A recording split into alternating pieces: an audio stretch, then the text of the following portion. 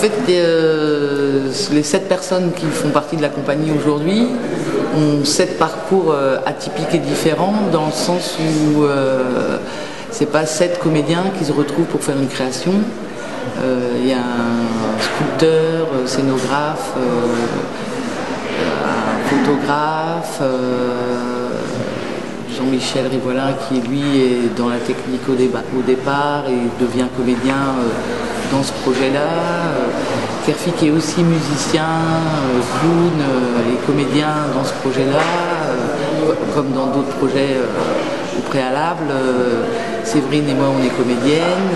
Autour de cette création-là qui a démarré en mars 2011, c'est de travailler sur un spectacle des arts plastiques vivants avec un langage commun et d'arriver pendant 3 ans de création, de recherche, de travail, à arriver à un endroit de langage commun pour un spectacle qui s'appelle le marché de la carcasse. Alors justement, comment est-ce que vous allez travailler?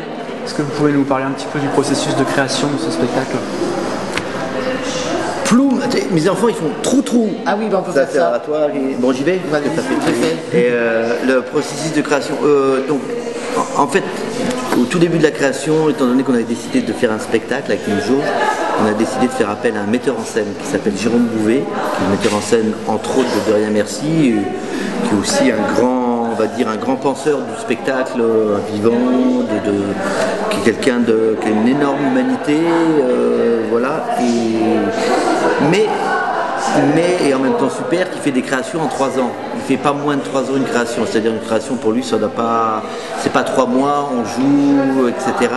C'est un spectacle où en fait on a fonctionné avec des résidences, pas forcément tous les mois, mais sur des longs temps de travail sur les 3 ans, pour avoir des temps d'écriture aussi entre les résidences et le temps de travail. Voilà, d'écriture et puis de présentation à un public avec des essais, on peut dire, de mise en scène et de direction, en fait, d'un parti pris par résidence, quoi, où, pour voir qu'est-ce qu'on peut faire avec ça. Et dans le cas général, on mettait tout à la poubelle, sauf les ressentis, quoi.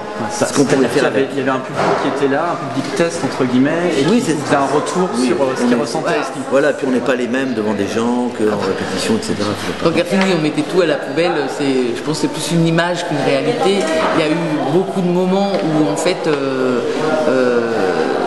ce qui se passait sur ces expérimentations publiques, c'est de se rendre compte que le public était un personnage à part entière et que du coup il fallait construire avec lui. Donc les résidences étaient pour ces rendez-vous avec les publics. Il y avait une idée de base, un peu comme Lisa, c'est que le public, en fait, il y a un rapport à la consommation du spectacle dans ce spectacle-là, c'est-à-dire que tout n'est pas mâché pour le public. Il a le choix, ce qu'il n'aime pas forcément, c'est-à-dire on ne le met pas dans un siège avec une scène, que ce soit en rue ou en salle, et il regarde, et ça lui plaît pas, donc là par contre il a le choix d'aller une fois dans l'arène à des spectacles, des petits, des gros, des machins, etc. Et autant il y a des directions qui sont assez claires pour certains spectacles, il y en a d'autres qui ne sont pas claires du tout, tout le monde ne va pas tout voir. Et c'est en réponse un peu à cette, voilà, au monde occidental comme il est fait, aussi de consommer, voilà, pour consommer.